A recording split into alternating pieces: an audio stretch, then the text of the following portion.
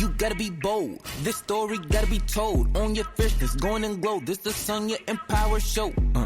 Stay on go like a lion who on the prowl. Send your cells, help you get it. We doing it and doing it now.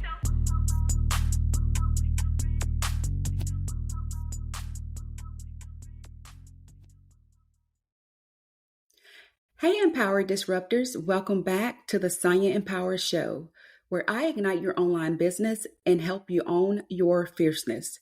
Embrace your unique beauty, talents, and strengths. Rise above fear and step into your destiny as you build empires and shatter expectations together. Today, we're diving deep into a topic that plagues many entrepreneurs, the urge to do it all. We're going to explore the signs you might be trying to focus on too much, the serious consequences of this overextension, and most importantly, actionable steps you can take to reclaim your focus and achieve true success. Let's start with those telltale signs that you may be biting off more than you can chew. 1. Busyness is not a badge of honor. We've all been there, that constant feeling of being swamped, of always having to quote unquote prove our worth through a jam-packed schedule. But the truth is, busyness rarely translates to productivity. 2. The "what was I doing" moment. This is a classic. You start a task only to find yourself completely lost mid-sentence. This happens when your mind is racing, trying to juggle a million things at once. 3. Prioritization paralysis. Do you find yourself endlessly debating the order of tasks? This lack of clarity is a major red flag. 4. Deadlines. What deadlines? Consistently missing deadlines is a surefire sign you're overwhelmed. 5. Time management chaos. Your calendar is a mess, appointments are missed, and you're constantly playing catch up. 6. Stress and anxiety are your constant companions. You're feeling burnt out, anxious, and unable to enjoy the things that bring you joy. 7. Sleep is elusive. You're tossing and turning at night, your mind still racing with to-do lists. 8. Opportunities slip through your fingers. Exciting opportunities arise, but you're too exhausted or distracted to capitalize on them. And lastly, late fees are your new norm. Yep, financial penalties piling up due to missed payments and forgotten deadlines. This is a serious sign. Now let's talk about the serious consequences of trying to focus on too much. Well, for starters, reduce productivity.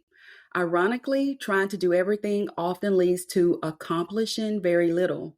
You spread yourself thin, and the quality of your work suffers. I personally went through this when I first became self-employed, and I stepped into the whole virtual assistant industry, and I was like, man, I'm going to rock this because I am great at multitasking. However, I found that when I was trying to multitask with my clients, I wasn't really productive, and it led to frustration.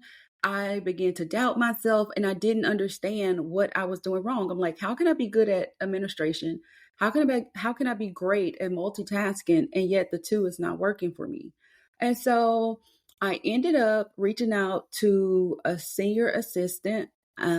She had been with this company I contracted with for a while, and she began to serve as like my mentor, and she took me under her wings, and she was like, multitasking is your enemy. And she was like, trust me and follow exactly what I'm going to tell you to do. And I'm telling you, once I stopped trying to multitask, which was spreading myself thin, I'm telling you, the quality of my work just soared because I was no longer multitasking. So I wasn't all over the place. And before I knew it, I was being called a rock star, a ninja. I was getting really great clients, signing on with them. And then ultimately that led me to my biggest client, which was a $21 billion pharmaceutical company. Next, burnout and exhaustion. So this is a major risk. Constant stress can lead to physical and emotional exhaustion, impacting your health and overall well being. Another consequence is impaired relationships. Overwork can strain your personal relationships. You're less present for loved ones, and resentment can build. And that's on both ends, not just on that other person's, you know, them having resentment towards you, but you can have resentment as well because it's like, oh my gosh, you're missing out on the things that you would love to be present. And you can't be present for those things because you're overworking yourself or allowing others to overwork you. Lost creativity and innovation. When you're constantly reacting, there's little room for creative thinking and innovative solutions. And lastly, missed opportunities. As I mentioned earlier, focusing on too much can cause you to miss out on valuable opportunities that could really impact your business. Why gaining control is important for entrepreneurs. So, for entrepreneurs, gaining control is paramount for several key reasons. These are not all the reasons, but these are some that really stood out to me. Mitigating risk. The entrepreneur journey is risky, y'all. Unforeseen challenges, market shifts, and unexpected competition or constant threats. By gaining control over their time, resources, and decision making processes, entrepreneurs can better anticipate and navigate these risks. Another one is driving force and productivity. Distractions are rampant in the modern world, let's face it. Gaining control allows entrepreneurs to prioritize, identify, and focus on the most critical tasks that move the needle, minimize distractions, eliminate time wasters, and create a focused work environment. Also, increase efficiency, streamline workflows, and optimize processes. Let's move on to building a sustainable business. Burnout prevention, right? That constant go, go, go will lead to burnout. Regaining control allows for rest, rejuvenation, and a sustainable pace of work. Because honestly, especially when you are a solo entrepreneur, you're going to always have something to do, right? There's always going to be something on that to do list. So why run the risk of burning yourself out, frustrating yourself? And ultimately, some people, it causes them to just want to give up, okay? Also, under building a sustainable business, team building. Delegating effectively and empowering others requires a degree of control over the overall vision and direction. And financial stability. Controlling expenses, managing cash flow, and making sound financial decisions are crucial for long-term business success. Maintaining mental and emotional well-being. The pressures of entrepreneurship can take a toll if you allow it. Gaining control over your time, workload, and stress levels is essential for maintaining mental and emotional resilience. Adaptability and innovation. A controlled environment allows entrepreneurs to be more adaptable and innovative. They can experiment, learn from mistakes, and pivot when necessary without feeling overwhelmed or losing sight of their long-term goals. In essence, gaining control empowers entrepreneurs to navigate the complexities of the business world with confidence, resilience, and a greater chance of achieving long-term success. So, how to gain control? That's the big question. So, all right, enough of the doom and gloom. Let's talk about how to regain control. One way is embrace the power of no, learning to politely decline requests that don't align with your priorities. This is crucial for regaining control of your time and energy. The 80-20 rule. It identifies the 20% of tasks that yield 80% of your results and prioritize those.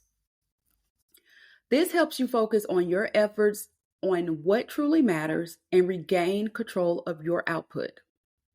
Time blocking. I am a huge fan of time blocking. Schedule specific times for specific tasks. This creates structure and minimizes distractions, giving you back control over your day. Learn to delegate. Don't try to do everything yourself. You may say, well, Cyan, I'm just starting out. I'm in a lean cash flow season. I don't have the resources to hire someone right now. Hey, no worries. We all have had our small beginnings. However, make sure that you be intentional once you're at that stage in your business. Outsource tasks, hire a virtual assistant or delegate to team members if you begin to grow and scale on a larger level. This frees up your time and allows you to focus on higher level tasks, regaining control over your strategic direction. Practice mindfulness. Incorporate mindfulness techniques like meditation or deep breathing to reduce stress and improve focus. By regaining control over your mind, you can better control your actions and reactions. Prioritize self-care. I told y'all I'm going to be mentioning this, throughout different episodes, but self-care is so important. Make time for activities that nourish your mind and body, such as exercising, spending time in nature, and pursuing hobbies. This is essential for regaining control over your well-being and preventing burnout.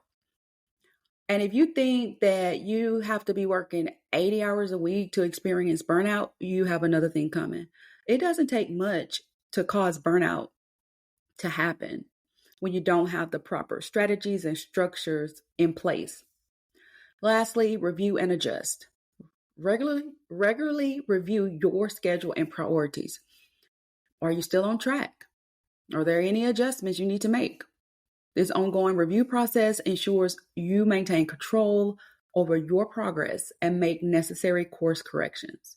Remember, regaining control is an ongoing process, so be kind to yourself. It requires consistent effort and a commitment to prioritizing your well-being and your goals. By implementing these strategies, you can reclaim your focus, reduce stress, and achieve true sustainable success. Yes. All right.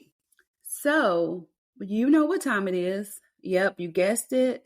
It is time for your FAB assignment, your Fierce Action Breakthrough. Now, if you're new to the show or if you need a refresher, the purpose of the FAB assignments, it focuses on immediate high impact actions derived from the information shared in each episode. It encourages the listener to take decisive action and break through potential resistance by adding a fierce action component to each step. Now, on to this week, you guessed it, FAB assignment, which is reclaim your focus. The whole goal is to regain control and increase focus for enhanced productivity and reduced stress. So, 1, no negotiation. Action is identify 3 requests/commitments you will politely decline this week. Your fierce action? Draft polite but firm email/text responses declining these commitments. Schedule time tomorrow to send them. 2, 80-20 rule. Identify your top 3 most impactful tasks for the next 7 days. Schedule these 3 tasks into your calendar as non-negotiable blocks of time. 3, time blocking power hour. Choose 1 hour tomorrow to dedicate to a single high priority task. Eliminate all distractions during this hour, meaning you can put your phone on do not disturb, turn notifications off, and have your workspace cleared. 4, delegation dynamite. Identify 1 task you can delegate this week. Draft a clear, concise email to your delegate outlining the task, expectations, and deadline. Schedule a brief follow-up meeting to ensure understanding. 5, mindful moments. Schedule 5-minute mindful breaks for each day this week. Find a quiet space, close your eyes, and focus on your breath for 5 minutes. Use a meditation app if it can be helpful to you. And a bonus is the no phone zone. Create a designated no phone zone in your home or workspace. Remember, consistency is key. Review your progress at the end of the week and adjust your approach as needed. All right, thank you for tuning in to this episode of the Sonya Empower Show. If you enjoyed this episode, please like, share, and subscribe. For more business empowerment resources, visit sonyasales.com. And for additional resources on personal growth and inspiration, visit chocolatedropinspired.com. Until next time, empowered disruptors, own your fierceness.